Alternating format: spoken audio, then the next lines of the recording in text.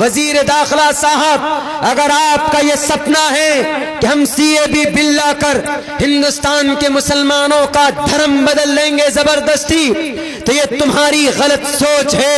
قیامت تو آ سکتی ہے، ہندوستان کا مسلمان اپنے دھرم کا، اپنے ایمان کا سودا نہیں کر سکتا ہے۔ پتہ ہمارے رگوں کے اندر کن کا خون ہے؟ ہمارے رگوں کے اندر صحابہ کرام کا خون ہے۔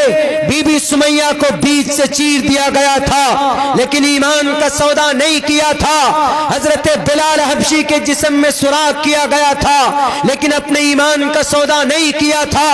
حضرت امام احمد ابن حنبل کے پیٹھ پر 20,000 کوڑے برسائے گئے تھے، ایمان کا سودا نہیں کیا تھا۔ حضرت امام مالک کی انگلیاں کاٹی گئی تھی، ایمان کا سودا نہیں کیا تھا۔ حضرت حسین احمد مدنی کے لیے شوٹ وارنٹ ہوا، ایمان کا سودا نہیں کیا۔ قاسم نانوتوی کی کن پٹی پر گولی لگی، ایمان کا سودا نہیں کیا۔ مولانا فضل حق خیر آبادی کو 3 سال تک جزیرے انڈمان نکوبار مالٹا کی تاریخ کے اندر کال کوٹری کے اندر ڈال دیا گیا، ایمان کا سودا نہیں کیا۔ آج بھی عبداللہ 30 کروڑ مسلمانوں کے طرف سے یہ ترجمانی کر کے تیرے کان تک آواز پہنچانا چاہتا ہے۔ ہوم منسٹر صاحب، اگر ضمیر زندہ ہے تو یہ تاریخ کی روشنی میں کہنا چاہتا ہوں، 30 کروڑ مسلمانوں کی ایمان کو چھونا تو دور کی بات، تم ان کے قرآن کو جلانے کی کوشش کرو گے تو تم جل کر بھسم ہو جاؤ گے۔ اس لیے اس قرآن کی حفاظت کی ذمہ داری اللہ نے خود چلی ہے۔ دجال فرعون آیا مٹ گیا، ہٹلر آیا مٹ گیا، دجال نمرود آیا وہ بھی اس دھرتی سے نام و نشان مٹا دیا گیا۔ اگر وقتی طور پر 350 MPs ہیں تمہارے پاس تو یہ راجنیتی کے اندر آتی ہے حکومت، جاتی بھی ہے، بنتی ہے، بگڑتی ہے۔ اگر انہوں نے اپنی شرافت کا راستہ چھوڑ دیا تو ان مسلمانوں کے خون کے اندر آج بھی وہی گرمی ہے۔ ان کی گرمیوں نے انگڑائی لینی شروع کی تو تم کو پارلیمنٹ کے اندر بیٹھنے کے لیے کرسی نصیب نہیں ہوگی، تمہیں راستہ نظر نہیں آئے گا کہ ہم آئے تھے کہاں سے اور جائیں گے کہاں پر۔ کیوں؟ کیونکہ تم نے ہندوستان کے سمویدھان کو بدلنے کی بات کی۔ اور مسلمان وہ ہوتا ہے جو اپنے اللہ سے بھی محبت کرتا ہے، اپنے قرآن سے بھی محبت کرتا ہے، اور انڈین مسلمان اپنے ہندوستان سے بھی محبت کرتا ہے۔ شاید تمہیں یہ معلوم نہیں۔ ہندوستان کے سمویدھان کو بدلنے کی کوشش کی گئی، سمویدھان بدل دو and you can do it and accept that، کر سکتے ہو، لیکن ہمارے قرآن کو اور مسلمانوں کے ایمان کو نہیں بدل سکتے۔ میرے بھائیو، سٹیزن امینڈمنٹ بل کیا ہے میں آپ کو سمجھا دیتا ہوں، اس کے بعد پھر میں رخصت چاہوں گا۔ 15 سے 20 منٹ میرے پاس، 15 منٹ اور رہ گئے۔ بہت کم ایسا ہوا ہے کہ جہاں پر میں اتنا مختصر بیان کر پایا ہوں۔ اگر اتنا ٹائم مجھے ہر جگہ ملے تو میری آواز نہیں بیٹھے گی۔ دل بھائی جانتے ہیں، میرے بڑے بھائی میرے گائیڈ لائن کرتے ہیں، اور ہمارے سپول کے نوجوان شاعر قیصر رانا صاحب، رانا عموماً ہندو لوگ اپنے نام کے ساتھ جوڑتے ہیں لیکن ان کا ایک شوق ہے رانا جوڑنا۔ رانا صاحب 2 مہینے ہو گئے تقریباً کنٹینیو ہم سوئے نہیں، پوری رات ایسے جاگنا ہوتا ہے، لیکن جب آپ رات کو نہیں سوئیں گے، 1-1 2 گھنٹے بولیں گے تو آٹومیٹیکلی آواز اتنے ساتھ نہیں دیتی۔ اور ہم پھر ایک فیلڈ الگ سے جڑے ہوئے راجنیتی کی فیلڈ میں بھی ہیں۔ آپ کے جو MLA صاحب آئے تھے، ہم لوگوں نے ان کے لیے بڑی محنت بھی کی تھی اور دعا بھی کی تھی۔ دعا اس لیے کی تھی، ضرورت ہے، پروٹیسٹ سے، احتجاج سے ہم اپنی بات زیادہ نہیں منوا سکتے، لیکن جہاں بل پاس ہوتا ہے ہمیں وہاں پر اگر ہم کھڑا ہو جاتے ہیں تو ہم کسی بھی بل کو روک نہیں، ہم بل کو پھاڑ سکتے ہیں، جیسا کہ بیرسٹر اسد الدین اویسی نے پھاڑا۔ سامنے کہا تھا، آپ یہ نہیں کہیے گا کہ دستار بندی کا جلسہ سیاسی بات کر رہے ہیں، مجھے صرف ایک سوال کا جواب دے دیجئے، کیا سیاست کا تعلق اسلام سے نہیں؟ میرے نوجوان علماء بیٹھے، حضرت عمر فاروق سب سے پہلے پی ایم تھے کہ نہیں تھے؟ جس ملک میں ہم بستے یہاں پر دو قانون ہیں، ایک اللہ کا قانون ہے، ایک ہندوستان کا سنویدھان ہے، اور ہندوستان کے سنویدھان کے مطابق ہم پولیٹکس میں آ سکتے ہیں، سیاست میں آ سکتے ہیں۔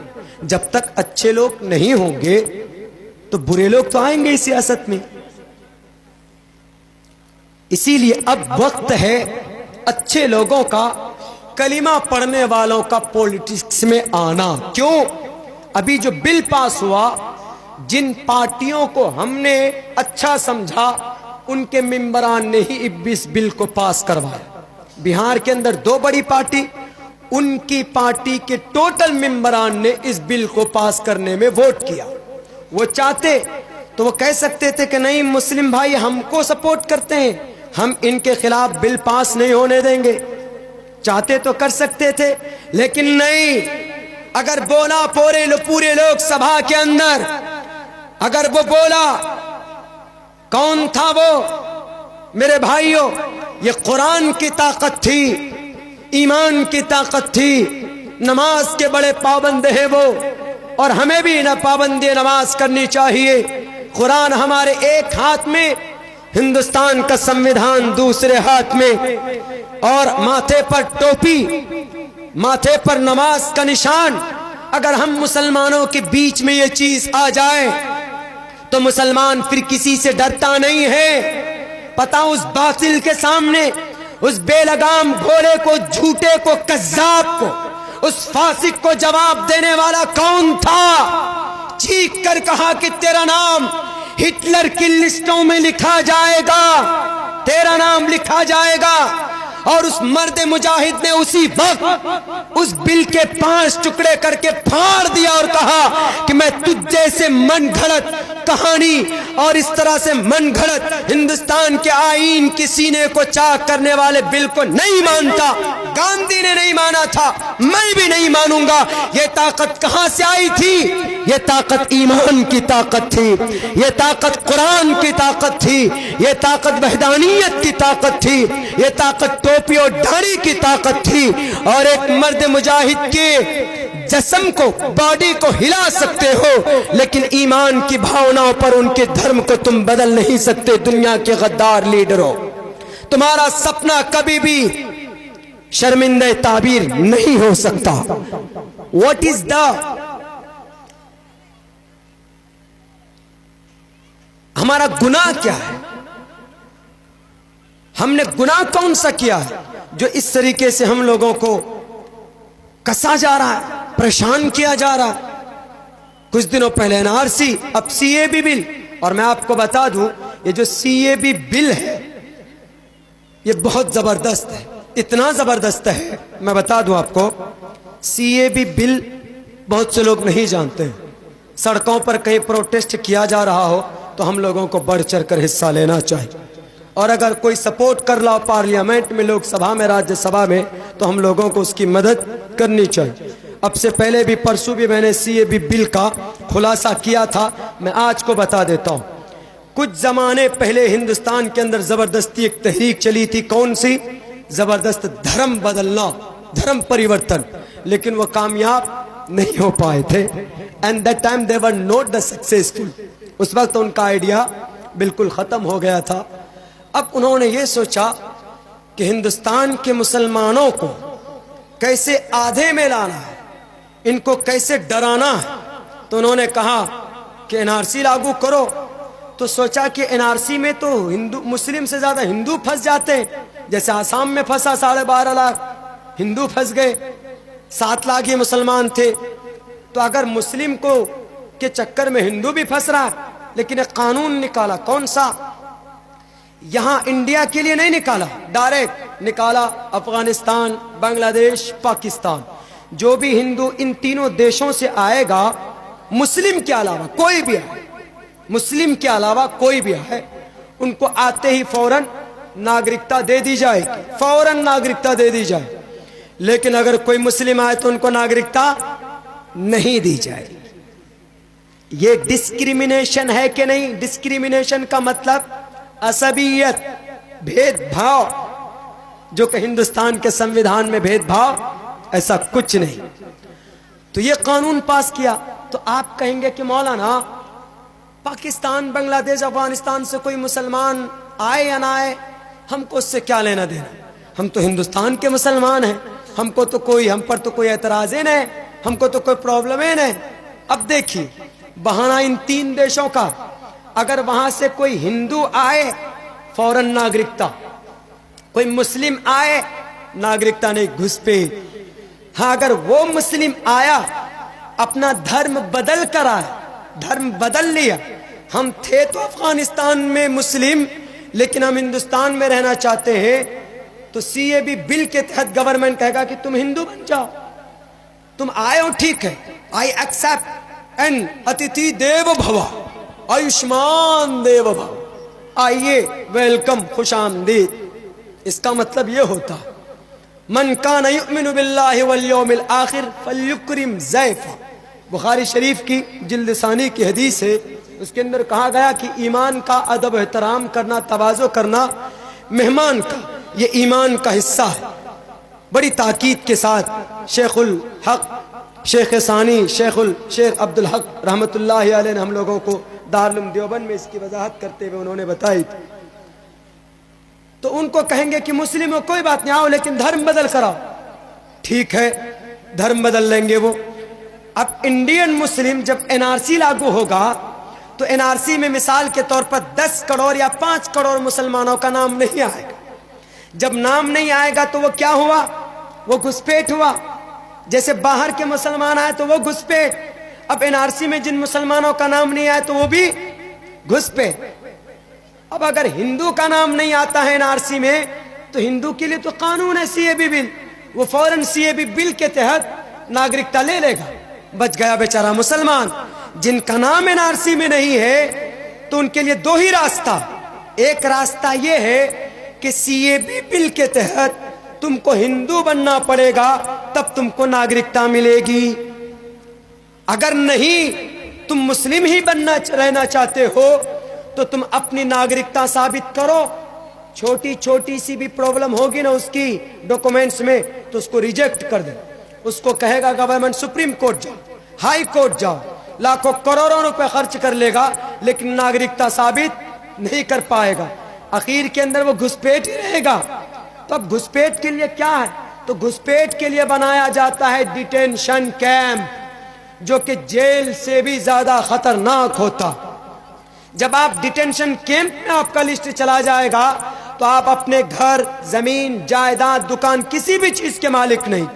चूंकि आप इंडियन नहीं, आप घुसपैठ हैं, तो आपकी सारी चीजें जब्त कर ली जाएगी। लेकिन जब आदमी को डिटेंशन कैंप में जाने की बारी आएगी ना तो मुसलमान कहेगा कि भैया ऐसा है, मैं तो आ रहा हूं सीएबी बिल के तहत, मेरा नाम बदल दीजिए, मेरा नाम शंकर है, नाम अब्दुल रहमान होगा, लेकिन चूंकि नागरिकता लेना है कहेगा मेरा नाम शंकर, मेरा भगवान का नाम विष्णु, मेरे मंदिर का नाम महाकाली और मेरा बाप का नाम वासुदेव। अपना नाम सब कुछ बदल सदल करके अपनी प्रॉपर्टी और डिटेंशन कैंप में बचने से पहले ये अपना सब कुछ बदल लेगा। 30 करोड़ मुसलमानों में 15 करोड़ मुसलमान ऐसे हैं जो कमजोर ईमान वाले, जिनका शरीयत से कोई लेना देना नहीं, वो अपनी नागरिकता बचाने के लिए फौरन अपने धर्म को बदल लेंगे, वो हिंदू बन जाएंगे। यानी 1-2 महीने के अंदर हिंदुस्तान के अंदर 10 से 15 करोड़ मुसलमान मुर्तद हो जाएंगे, मुल्हिद हो जाएंगे। ये प्लानिंग है हिंदुस्तान के गवर्नमेंट की। इसीलिए हम चीख कर कहेंगे, अगर तुम्हें दुश्मनी लेनी मुस्लिम बादशाहों की वजह से, दुश्मनी तुम अगर करना चाहते हो तो तुम उन मुस्लिम पूर्वज बादशाहों से, उनसे तुम बदला लो। आज के हिंदुस्तान के मुसलमान तो दिलो जान से इस देश से मोहब्बत करते। अगर तुम कहते हो कि औरंगजेब ने मंदिर तोड़ा था इसीलिए हम हिंदुस्तान के मुसलमानों को उसकी सजा देंगे, तो एक बात भूल जाओ, इतिहास को तोड़ मरोड़ कर पेश करने की कोशिश की गई। मेरे पास वक्त नहीं, वरना मैं बितफसील आपको 1175 سال تک ہندوستان کے مسلم امپائر نے جو حکومت کی، ان کی تاریخ کیا ہے، ان کی ہسٹری کیا ہے، ان کا اتہاس کیا ہے۔ ہندوستان کے ہندو بھائیوں کو جو سویدھا اکبر بادشاہ کے زمانے میں دی گئی، کسی اور بادشاہ کے زمانے میں نہیں دی گئی۔ ٹوٹل ہندو بھائیوں سے ٹیکس کو معاف کرایا، لیکن یہ صرف دشمنی ہے۔ اگر تم دشمنی کی بنیاد پر اگر ایسا کرتے ہو تو بیٹے بنا لو، تم کو جتنا قانون بنانا ہو۔ میں تو پھر بھی تمہیں کہوں گا کہ ان اناپ شناپ بل کو پاس کرنے سے زیادہ ہندوستان کے 13 لاکھ نوجوان جن کو نوکری نہیں ملی ہے انہیں نوکری دیجیے۔ کشن گنج کے 1300 نوجوان ایسے جنہوں نے سن 2011 اور 13 کے اندر ٹی پاس کیا، بی ایڈ پاس کیا، کوالیفائیڈ ہوئے، یا آج بھی دھان کے کھیت میں دھان کمانے پر مجبور ہے۔ ان کو نوکری دو، کوئی ایسا کام کرو کہ جس سے ہندوستان کا بھلا ہو۔ جس دن تم نے بل پاس کیا اسی دن ہندوستان کی اناج منڈی، ہندوستان کی راجدھانی دلی کے اناج منڈی کے اندر اس فیکٹری کے اندر آگ لگتی ہے، 2.5 گھنٹے تک آگ لگی رہتی۔ تمہارے پاس اتنے آلات تھے ہی نہیں، ایسی فیسلٹیز نہیں تھی کہ ان 5 بلڈنگ میں پھنسے ہوئے نوجوانوں کو، ان مزدوروں کو باہر نکالتے۔ بل پاس کرنے کے لیے تمہارے پاس پیسے ہوتے، اور اگر کہیں کسی بلڈنگ میں آگ لگ جائے تو اس بلڈنگ سے مزدوروں کو نکالنے کے لیے تمہارے پاس کوئی راستہ نہیں۔ 32,000 کروڑ کا تم بت بنا دیتے ہو، لیکن تم 2 ہیلی کاپٹر نہیں بنا سکتے جس سے اوپر سے آسمان سے پانی ان کا دمکل بنایا جائے، اور ان کے ذریعے سے کہیں پر بھی اگر ایسا اکاسمت اگر کہیں پر آگ لگ جائے، گاڑی نہ وہاں پر جائے، وہاں پر فائر بریگیڈ اگر نہ جائے تو ہیلی کاپٹر کے ذریعے پانی سے بارش کر کے ان کو بچایا جائے۔ 2.5 گھنٹے تک آگ لگی رہی۔ ہوم منسٹر صاحب، آپ کے گھر سے 5 کلومیٹر کی دوری پر 45 مزدور جل کر راکھ ہو گئے۔ بل پاس کرنا بند کرو، اس سے دیش کا بھلا نہیں ہوگا، بلکہ ہندوستان کی دلی کے اندر، حیدرآباد کے اندر اس معصوم بچی کا ریپ کیا گیا۔ جب پہنچے پولیس اسٹیشن اس کی بہن، تو پولیس والے کہنے کہ ہمارے تھانے کا معاملہ نہیں۔ اگر پولیس والے فوراً پہنچتے ٹائم پہ تو اس بچی کی بھی جان بچ جاتی، اور جو 4 لوگوں کا انکاؤنٹر ہوا ان مجرمین کا، ان کی بھی جان بچ جاتی۔ ان کو ایکٹیو تو کرو گے نہیں، صرف بیٹھ جاتے ہو پارلیمنٹ میں پرستاؤ لے کر، بل لے کر بیٹھ جاتے ہو، یہ بل پاس کرو، وہ بل پاس کرو۔ دیکھ رہا ہے تمہارا پرماتما، اور تم کو آواز دے کر کہتا ہوں، میری اسپیچ اگر تم کو سننے کو مل جائے تو تمہیں ایک بات یاد دلاتا ہوں، پاپستھاستے پرپشانتی یم روپم بھینکرم۔ جب انسانوں کی پاپوں کا گھڑا بھر جاتا ہے تو یم روپم بھینکرم، یم دودت آتا ہے، اس کی آتما کو نکال کر نرک کے اندر ڈالتا ہے۔ تمہارا بھی یہی حشر ہوگا۔ ہندوستان کے راجنیتاؤں، ہندوستان کے 30 کروڑ مسلمانوں کی دلوں سے کھیلنے والوں، ان کو تکلیف دینے والوں، تمہارا دھرم شاستر تم سے کہتا ہے کوئی معاملہ الجھ جائے تو اپنے گرنتھوں کو دیکھو، ہندوستان کے سمویدھان کو دیکھو، کس بات نے تمہیں اجازت دی؟ ہندوستان کے مسلمانوں کو کیوں چھاٹا؟ قربانی نہیں تھی؟ کہاں سے دیش بھکتی کے پروف چاہتے ہو؟ کشن گنج آ جاؤ، ارریا چلے جاؤ، بھاگلپور چلے جاؤ، میانمار چلے جاؤ، شاملی چلے جاؤ، میرٹھ چلے جاؤ، مرشید آباد چلے جاؤ، بکسر چلے جاؤ، آرا چلے جاؤ، پاٹلی پترا چلے جاؤ، شاملی کی میدان جاؤ، بالا کوٹ کی پہاڑی جاؤ، دلی کی چاندنی چوک جاؤ، 2 فٹ زمین مسلمانوں کی دیش بھکتی کا ثبوت دے گا۔ پوچھو ان ساورکر کے نیتاؤں سے، پوچھو ان کوٹ سے کے چیلوں سے کہ تمہارا پروف کیا ہے؟ اگر پروف ڈھونڈو گے تو ہندوستان میں نہیں ملے۔ کیوں؟ 1925 میں تمہارا وجود ہوا، اور مسلمان 1925 سے پہلے اس دیش کو آزاد کرنے کے لیے اپنے خون کی ہولی کھیلی تھی، اپنے خون کو پانی سے بھی زیادہ سستا کیا تھا۔ اگر تم کو دیش بھکتی کی پروف مانگے تم سے کوئی تو تم کو لندن جانا ہوگا انگریز کے پاس، چونکہ تم انہی سے تمہارا لنک ہے۔ اپنی خیر مناؤ، اس دیش کے لوگوں کو پریشان مت کرو۔ گدی پر بیٹھے ہو اچھا استعمال کرو اپنی طاقت کا، اپنے پرشاسن کا، تاکہ اس دیش کا بھلا ہو اور ہندوستان کے عوام کا بھلا ہو۔ اللہ سے دعا کرتا ہوں کہنے سننے سے زیادہ عمل کی توفیق عطا فرمائے۔ السلام علیکم ورحمۃ اللہ۔